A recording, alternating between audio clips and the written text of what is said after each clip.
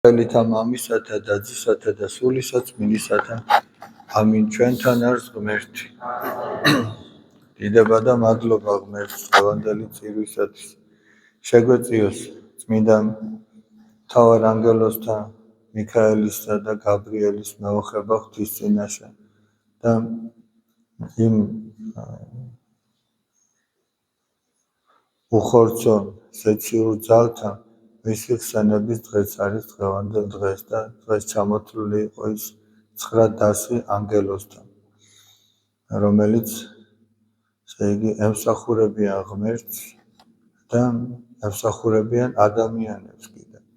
და მათი სიხარული არის ის, რომ ისინი ღმერთს ემსახურებიან და ღმერთს ადიდებენ.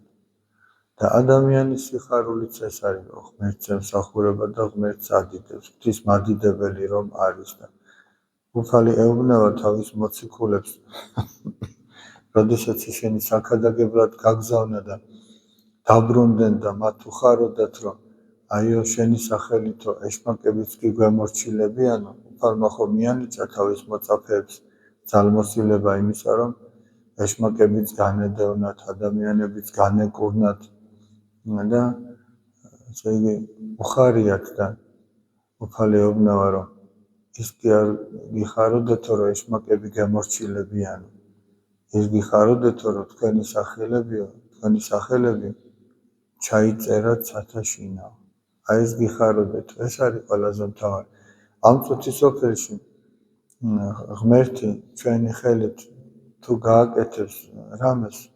ამაზე მეტად სასიხარულო ის არის, რომ ადამიანის სული გადარჩება. ყველაფერს მაშინ ენიჭება მნიშვნელობა. ადამიანი იმით კი არ გადარჩება, რომ შეიძლება მისი მეშვეობით უფალი ადამიანებისგან ეშმაკებს დევნიდა. ვინ იცის იუდამ რამდენი ეშმაკები გადევნა ადამიანებისაგან, რამდენი მაგრამ აღასრულა კურნება. ჩვენ ხო არ ვიცით ის მთელი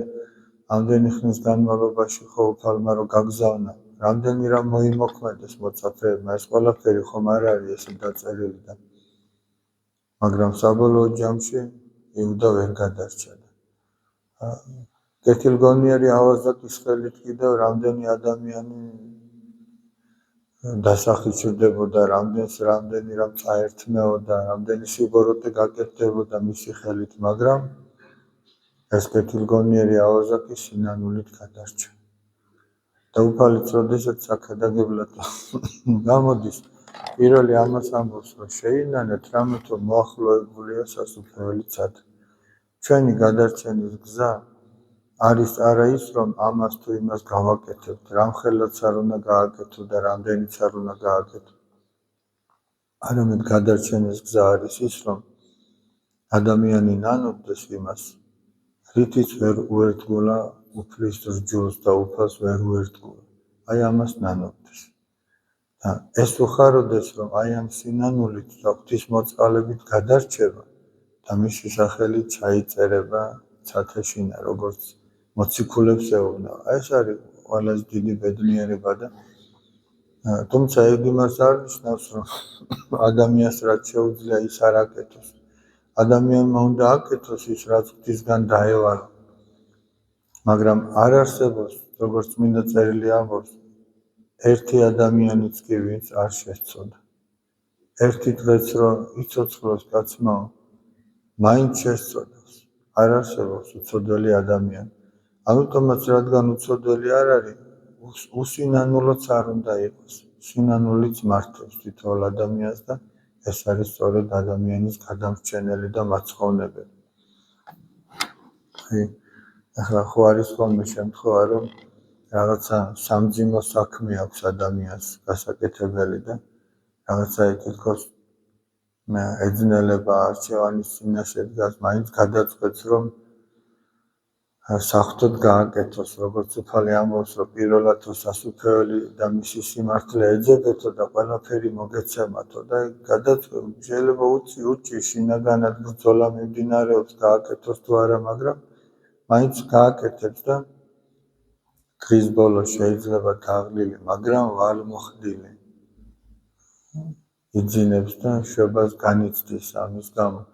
მაგრამ იქ სადღაც ჩვებას განიცდის იმის გამო რომ ვალი მოიხადა სადღაც თუ დატოვებს ერთ კითხვის ნიშანს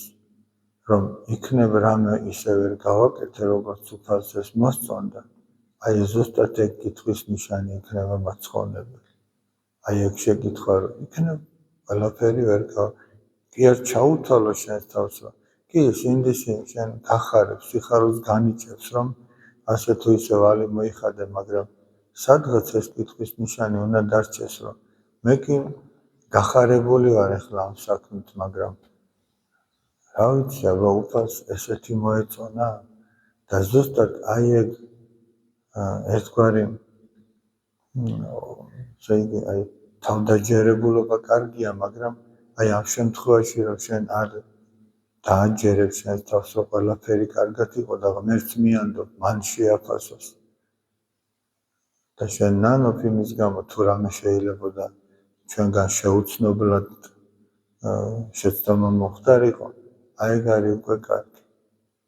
რომ არ ხარ დარწმუნებული აი ესე და ესე და თუ რამე გაკეთდა ამის გამო ადამიანი მადლიერი უნდა იყოს და მე ხარ რატო ამბობ ამას აი დავუშვათ შედარება რომ გავაკეთოთ დღის ბოლოს თუ ესეთი სიხარული აქვს ადამიანს რომ რაღაცა ვალი მოიხადა ვიღაცის წინაშე და მშვიდად იძინებს აი მთელი ცხოვრების ბოლოს დავუშვათ ვის ბოლო კი ვინ იცის როდის არის და რა არის მაგრამ აი იქ ალბათ რამხელა სიხარული შეიძლება ელოდებოდეს ადამიანს ხო რომ მთელი ცხოვრება რაღაცნაირად ეცადა რომ ღვთის ერთგულებით გაეტარებინა თუ რამე შეცდომა მოსდიოდა ნანობდა ამას და იმედი ჰქონდა არა საკუთარი ხელის ნამოქმედ არის არამედ ღვთისა და ცოდებს ნანობდა აი ესეთი ადამიანის სული როგორი განსვენებული და ბედნიერი შეიძლება იყოს და უფალი ამას ეუბნება აი ეს გიხაროდეთ რომ თქვენი სული გადარჩება თორემ ახლა ჩვენ რო შევხედოთ ჩვენს ცხოვრებას აი ამ მიწიერ ცხოვრებას რომ გამოაცალო ქრისტიანებისთვის ვამბობ აი მორწმუნე ადამიანისთვის ვამბობ რომ გამოაცალო იმედი სულის ცხონებისა აქედან რაღა უნდა დარჩეს და როგორ ამბობს დავით მეფსალმუნე რომ ადამიანის ცხოვრების წლებიო 70 წელიაო და უკვე თუ ძლიერებას ეშინა 80 წელო და უმრავლესი მათი შრომა და სალმობა ანუ აი ამ 80 წლიდან უმეტესი არის ტკივილი და შრომა ანუ ამით იმას ამბობს რომ ეს არ არის რისთვისაც შეიძლება მარადიული სიცოცხლე დათმო ესე იგი ამიტომაც ნახეთ რას ეუბნება მაცხოვარი მართას რო ეუბნება მართა ზრონავ და შფოთხარ მრავლისათვის შენ ბევრ რამეზე სწუხარო და მარიამაო კეთილი ნაწილი გამოირჩია რა იყო კეთილი ნაწილი რომ მარიამი დაჯდა მის ფეხებთან და მაცხოვრის სიტყვებს ისმენდა აი ეს არის კეთილი ნაწილი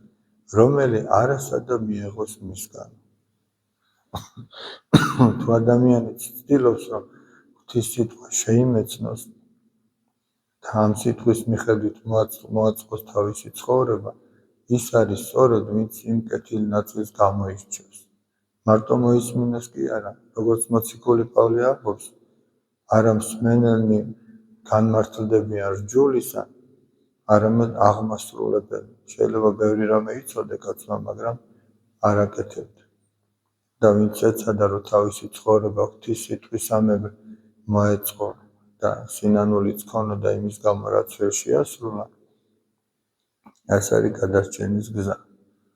ღმერთმა მოგვანიჭოს რომ აი ეს გიხაროდეს ჩვენც და ღვთის გულმოწყალების იმედად ვიდიოდეთ სულის გადარჩენის გზაზე შეგვეციოს აი ამ გზაზე წმინდა მთავარანგელოზთან მეოხება ღმერთმა დალოცული და გახარებული გამო